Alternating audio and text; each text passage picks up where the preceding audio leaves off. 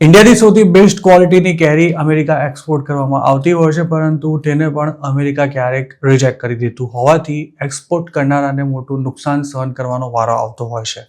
તાજેતરમાં જ બનેલી આવી એક ઘટનામાં ઇન્ડિયાથી બાય એડ યુએસ મોકલાયેલા કેરીના 15 શિપમેન્ટને રિજેક્ટ કરી દેવામાં આવ્યા છે અને તેનું કારણ ડોક્યુમેન્ટ્સમાં ગડબડ હોવાનું જણાવાઈ રહ્યું છે. અમેરિકાના અધિકારીઓનું માનીએ તો આ કેરીઓનો યુએસમાં જ નિકાલ કરી દેવાશે કે પછી તેને ઇન્ડિયા પાછી મોકલી દેવાશે. જોકે તેના કારણે ઇન્ડિયાના એક્સપોર્ટર્સને $5 લાખ નુકસાન થયું હોવાનું કહેવાઈ રહ્યું છે. અમારા સાથે એકવાર ઇકોનોમિક ટાઈમ્સના રિપોર્ટ અનુસાર કેરીઓ જલ્દી ખરાબ થઈ જતી હોવાથી અને તેને ઇન્ડિયા પાછી લાવવામાં પણ મોટો ખર્ચો થાય તેમ હોવાને કારણે તેનો યુએસમાં જ નિકાલ કરી દેવા સિવાય હવે કોઈ બીજો ઓપ્શન નથી રહ્યો. યુએસ મોકલાયેલી આ કેરીઓને 8 અને 9 મેના રોજ મુંબઈમાં ઇરેડિયેટ કરાઈ હતી. ઇરેડિયેશન એક એવી પ્રક્રિયા છે કે જેમાં ફ્રૂટ્સને નિયંત્રિત માત્રામાં રેડિયેશનમાં રાખવામાં આવે છે અને તેનાથી તેની પાકીને ખરાબ થઈ જવાની ઝડપ ખૂબ જ ઘટી જાય છે, તેમજ ફળો લાંબા સમય સુધી ફ્રેશ પણ રહે છે. ઇન્ડિયાથી મોકલાયેલા આ શિપમેન્ટ્સને લોસ એન્જલિસ, સેન ફ્રાન્સિસ્કો અને એટલાન્ટા જેવા એરપોર્ટ પર રોકવામાં આવ્યા હતા. અમેરિકાના અધિકારીઓએ ઇરેડિયેશન પ્રોસેસના ડોક્યુમેન્ટ્સમાં કેટલીક ભૂલોનો હવાલો આપી કેરીઓને માર્કેટમાં નહીં મોકલી શકાય તેવું ફરમાન કર્યું હતું. જોકે એક્સપોર્ટર્સના જણાવ્યા અનુસાર સમસ્યા ઇરેડિયેશનને કારણે નહીં પણ પેસ્ટ કંટ્રોલના ડોક્યુમેન્ટ્સમાં થયેલી એરરને કારણે સર્જાઈ છે. અમેરિકાના અધિકારીઓના જણાવ્યા અનુસાર આ કેરીઓ પર કરાયેલા ઇરેડિયેશનમાં પ્રોટોકોલનું યોગ્ય રીતે પાલન કરવામાં નથી આવ્યું. આ મામલા સાથે સંકળાયેલા 2 એક્સપોર્ટર્સે નામ ન આપવાની શરતે ઇકોનોમિક ટાઈમ્સ સાથે વાત કરતા આ અંગે ચિંતા વ્યક્ત કરી હતી.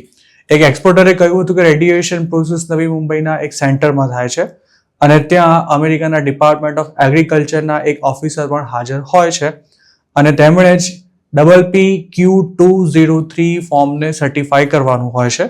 તેમજ આ ફોર્મ અમેરિકા મોકલાતી કેરીઓ માટે જરૂરી છે. જોકે પ્રોસેસને બદલે તેના સર્ટિફિકેશનમાં ભૂલ થતા એક્સપોર્ટર્સને લેવા દેવા વગરનું $5 લાખ નુકસાન ભોગવવાનો વારો આવ્યો છે. અમેરિકાના ડિપાર્ટમેન્ટ ઓફ એગ્રીકલ્ચરે એક એક્સપોર્ટરને મોકલેલી નોટિસમાં એવું જણાવ્યું છે કે US customs and border protection એટલે કે CBPએ ખોટી રીતે ઇસ્યુ કરાયેલા PPQ203 ફોર્મના કારણે કેરીઓના કન્સાઇનમેન્ટને મંજૂરી નથી આપી. આ નોટિસમાં સ્પષ્ટ કરાયું છે કે આ શિપમેન્ટને રીએક્સપોર્ટ કરવું જોઈએ કે પછી ડિસ્ટ્રોય કરી દેવું જોઈએ. તેમાં એમ પણ જણાવાયું છે કે અમેરિકાની સરકાર આ ખેપ માટે કોઈ જ વળતર નહીં ચૂકવે. જોકે ઇન્ડિયન એક્સપોર્ટર્સે અમેરિકાના અધિકારીઓના આ દાવાનું ખંડન કર્યું છે. તેમણે કહ્યું છે કે રેડિયેશનની પ્રક્રિયા પૂરી થઈ ચૂકી હતી અને PPQ203 ફોર્મ ત્યારબાદ ઇસ્યુ કરાયું હતું.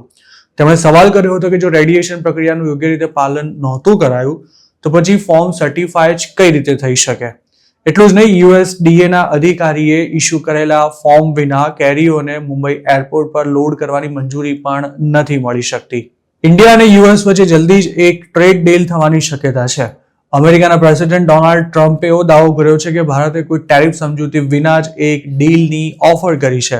ભારતનો ઈરાદો મોટા પ્રમાણમાં વર્કફોર્સ ધરાવતા સેક્ટર્સમાં ટેરિફ ઘટાડાની માંગ કરી અમેરિકા સાથે દ્વિપક્ષીય ટ્રેડ વધારવાનો છે, જેમાં textile, gems and jewellery, leather goods, garments, plastic, chemical, ઝીંગા, ઓઇલ સીડ્સ, દ્રાક્ષ અને કેળા પ્રસ્તાવિત ટ્રેડ એગ્રીમેન્ટમાં સામેલ છે.